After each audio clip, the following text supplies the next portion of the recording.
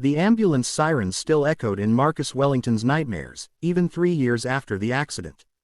He'd wake up drenched in sweat, reaching for his son across the vast emptiness of his California king bed, forgetting for those cruel few seconds that 17-year-old Daniel wasn't a child anymore, that he couldn't just scoop him up and promise everything would be okay. Because nothing had been okay since that rainy November night when a drunk driver ran a red light and changed their lives forever. Marcus stood in the doorway of Daniel's bedroom, watching the morning light filter through the curtains onto his son's motionless form. Daniel lay exactly as the night nurse had positioned him, staring at the ceiling with those intelligent brown eyes that held so much trapped inside. His son's brilliant mind remained sharp as ever, but his body from the neck down had become a prison after the spinal cord injury. "Good morning, son," Marcus said softly, walking in with the forced cheerfulness that had become his daily mask. "Big day today. The new caregiver starts." Daniel's eyes flickered toward him. They'd developed a communication system, blinks and eye movements, but Marcus knew it frustrated his son terribly.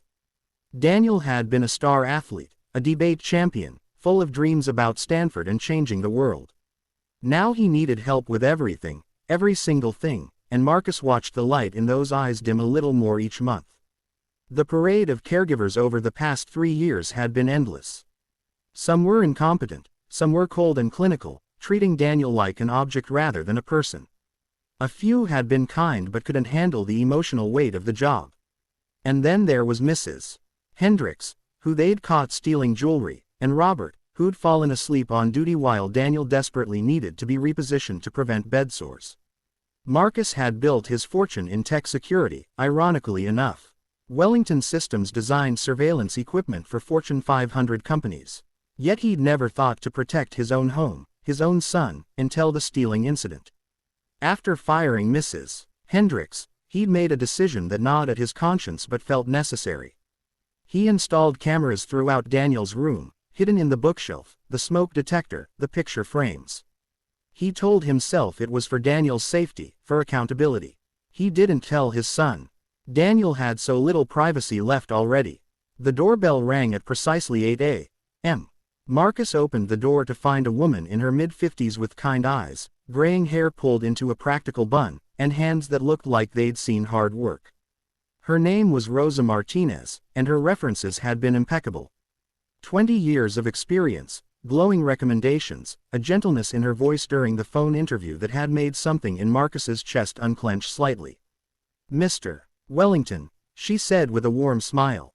"Thank you for this opportunity. Please, come in. Let me show you where everything is." As Marcus led Rosa through the house, explaining Daniel's routine, medications, physical therapy schedule, and the specialized equipment, he watched her carefully. She asked thoughtful questions, took notes, and when they finally entered Daniel's room, something shifted in her demeanor.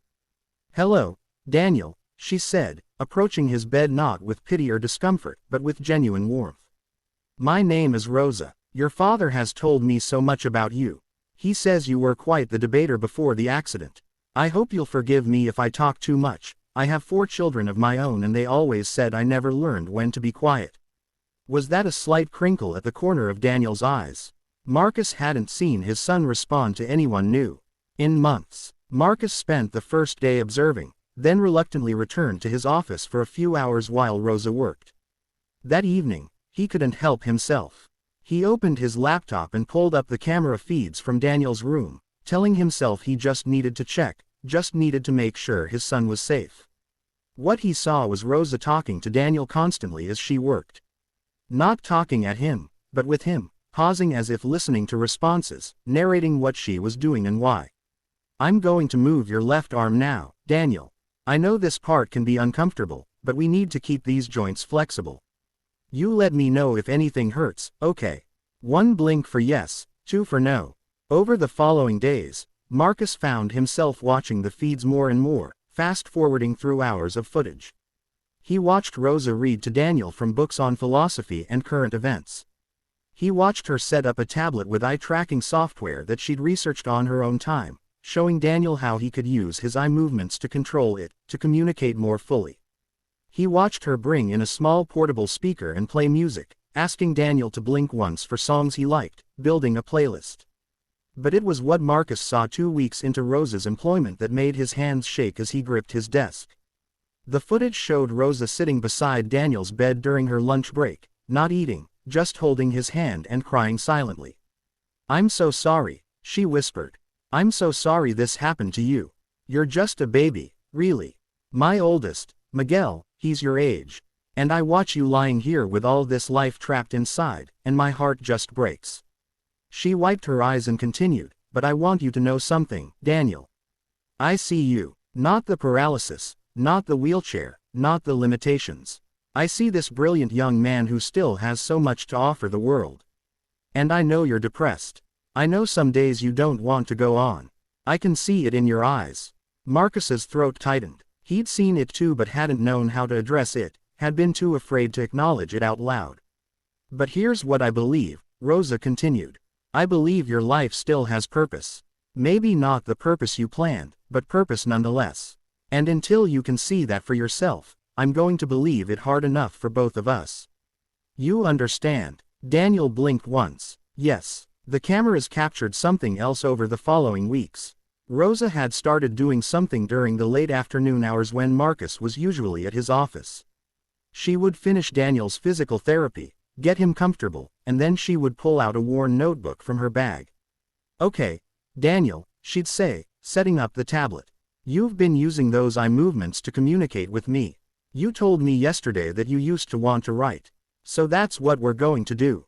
You're going to write." Marcus watched, mesmerized, as Rosa patiently helped Daniel use the eye-tracking software to select letters, forming words and sentences. It was painstakingly slow. A single sentence could take 20 minutes. But Rosa never showed impatience, never rushed him. "That's beautiful, Daniel. The hardest prison is the one built by your own mind. Did you just come up with that? That's profound, honey. Keep going." Marcus realized he was crying. His son was writing, creating, expressing the thoughts that had been locked inside him. And this woman, this caregiver he'd been secretly surveilling, had given Daniel something Marcus's money and connections and desperate love hadn't been able to provide. She'd given him back his voice. But then Marcus saw something on the cameras that made his blood run cold. It was late at night, during what should have been Rosa's time off. She'd been staying in the guest house, and Marcus had assumed she was resting. But the timestamp showed 2 a.m., and there was Rosa in Daniel's room, and she was reaching into the locked medicine cabinet. Marcus had given her the code for emergencies, but this wasn't medication time. His mind immediately jumped to the worst conclusions. Was she stealing the pain medications? Planning to hurt Daniel? His hand hovered over his phone, ready to call the police, when he saw Rosa pull out Daniel's emergency sedative, the one prescribed for severe anxiety or distress. She drew up a syringe with shaking hands. Marcus was already running, taking the stairs 3 at a time, bursting into Daniel's room with his heart pounding and fear coursing through him. "Stop," he shouted. "Step away from my son." Rosa jumped, nearly dropping the syringe, her eyes wide with shock and confusion. "Mr. Wellington, what are you doing? What is that?" Marcus moved between her and Daniel, his protective instincts in overdrive. "Mr. Wellington, Daniel had a panic attack. He's been having nightmares, and he woke up in severe distress. I couldn't calm him down, and I know these episodes can be dangerous for him, the elevated heart rate, the breathing difficulties. I was administering the emergency medication as prescribed."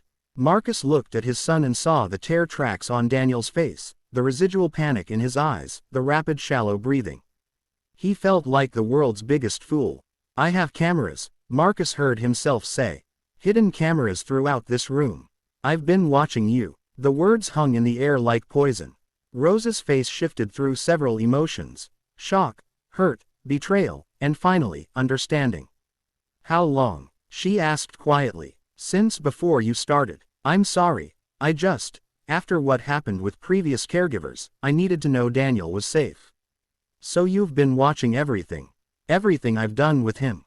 It wasn't a question. Marcus nodded miserably. "I was wrong. I see that now. I violated your privacy, Daniel's privacy. But Rosa, you need to understand, these cameras also showed me something. They showed me the most remarkable person I've ever witnessed. They showed me someone who sees my son, really sees him." Someone who cries for him, fights for him, believes in him when he can't believe in himself. Rosa sat down slowly in the chair beside Daniel's bed. You watched me cry, she said softly.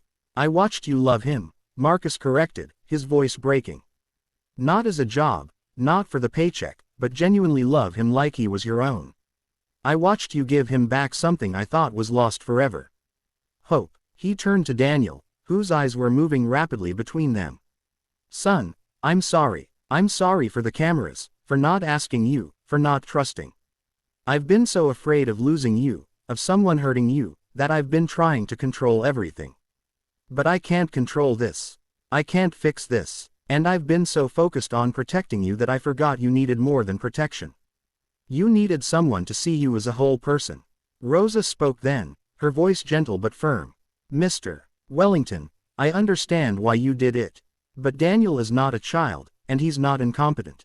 He deserves to have a say in his own care, his own privacy. Those cameras need to come down, or I can't work here. They're already coming down, Marcus said immediately. Tonight. All of them. One blink. Daniel. Rosa turned to him. Is that what you want? Daniel blinked once, firmly. Yes. Over the next hour, as Daniel's breathing settled and the crisis passed, Rosa explained that she'd been waking up to check on him because she'd noticed patterns in his sleep, signs of nightmares that the night nurse had been missing. I should have told you, she said to Marcus. But I didn't want to worry you more than you already were. I hired you to take care of my son, Marcus said. But maybe I'm the one who needed taking care of too. Teaching care. The next morning, Marcus called a family meeting of sorts, the three of them in Daniel's room with the cameras already removed, leaving pale squares on the walls where they'd been hidden. I have a proposal, Marcus said. Rosa, these past weeks, you've done more for Daniel than any doctor, any therapist. You've helped him find his voice again. So I want to do something. I want to set up a proper computer system for Daniel, the most advanced eye tracking and communication software available. I want to hire a tutor to work with him on his writing. And I want to pay you not just as a caregiver, but as Daniel's coordinator of care, with a team under you. You clearly understand what he needs better than I do. Rosa shook her head. Mr. Wellington, I appreciate the offer, but that's not necessary. I'm happy doing what I'm doing. Please, Marcus said, let me do this. Not because I'm trying to buy forgiveness, but because Daniel deserves every opportunity to live the fullest life possible, and you're the one who helped me see that. Daniel's eyes moved rapidly on the tablet that Rosa had set up. They waited as he slowly spelled out his message. It took almost 10 minutes, but when the computerized voice finally spoke his words, both adults had tears streaming down their faces. Dad, stop trying to protect me from life. I'm already living the scariest thing imaginable. I need you to help me live, not just survive. Rosa showed me I can still create, still communicate, still matter. I want the computer. I want to write. I want to tell my story. But most of all, I want you to see me the way Rosa does, not as someone broken, but as someone different than before, but still here, still me. Marcus crossed the room and did something he hadn't done since Daniel was a small child. He leaned down and gathered his son into his arms as best he could, careful of all the equipment and tubes, and he held him while they both cried. I see you, son, he whispered. I'm sorry it took me so long. I see you. 6 months later, Marcus stood in the back of a crowded auditorium at Stanford University. On the screen at the front, Daniel's face appeared via video call, projected large so everyone could see him clearly in his specialized wheelchair, with the advanced computer system that tracked his eye movements. My name is Daniel Wellington, the computerized voice spoke his words. 3 years ago, a drunk driver hit my car and I became paralyzed from the neck down. I wanted to die. For months, maybe longer, I wished I had died in that accident. But I didn't, and eventually, I stopped wishing I had. Marcus watched the audience lean forward, captivated. I'm here today to talk about the difference between protecting and enabling. My father loves me. He installed secret cameras to watch over me because he was terrified of losing me. At first, I was angry when I found out. But those cameras captured something important. They captured the moment when a caregiver named Rosa Martinez chose to see me not as a tragedy, but as a person with potential. On the screen, Daniel's eyes moved as he continued his speech.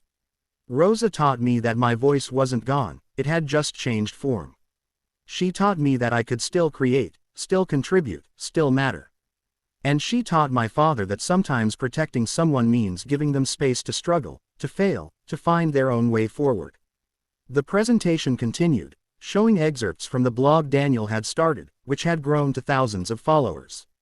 People with disabilities, their families, caregivers, all finding community and hope in his words. He'd written articles on adaptive technology, on mental health, on finding purpose after trauma. Stanford had invited him to speak to their medical students about seeing the whole person, not just the diagnosis. When it ended, the applause was thunderous. Marcus found Rosa in the crowd, tears of pride running down her face. She'd become not just Daniel's caregiver, but truly part of their family.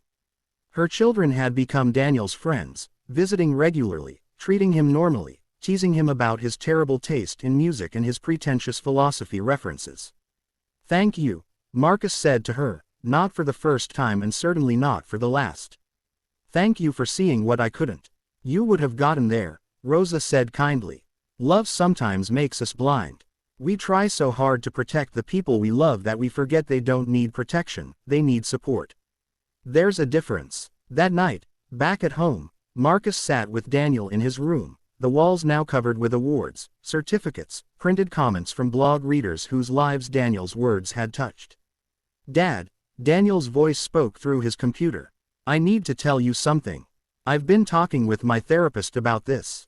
I've been accepted to Stanford's online program. I want to study psychology and disability advocacy. It's going to be hard, and I'm going to need support. But I need to try." Marcus felt the familiar surge of protectiveness, the urge to point out all the challenges, all the reasons it might be too difficult. But then he thought of Rosa, of those hidden cameras that had taught him the most important lesson of his life, that watching over someone and truly seeing them were two entirely different things. "Then we'll make it work," he said simply. "What do you need from me?" "Just believe I can do it," Daniel answered. "Even when I don't believe it myself. The way Rosa did." "I can do that," Marcus said. "I'm still learning, but I can do that."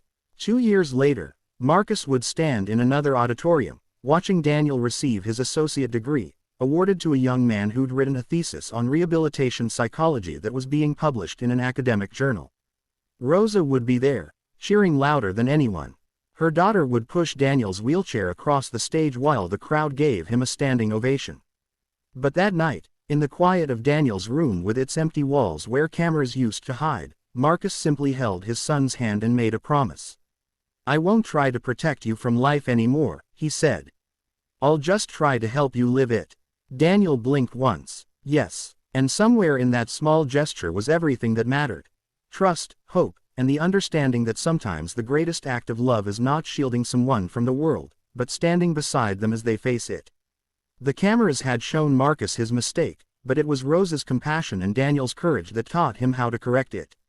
Not everyone gets that chance. Marcus knew how lucky he was to receive it. The greatest security system, he'd learned, wasn't cameras or surveillance. It was love that saw clearly, without distortion, without fear clouding the lens. It was the courage to let go of control and trust in resilience. It was recognizing that sometimes the people we're trying to protect are stronger than we ever imagined, they just need someone to believe in them first.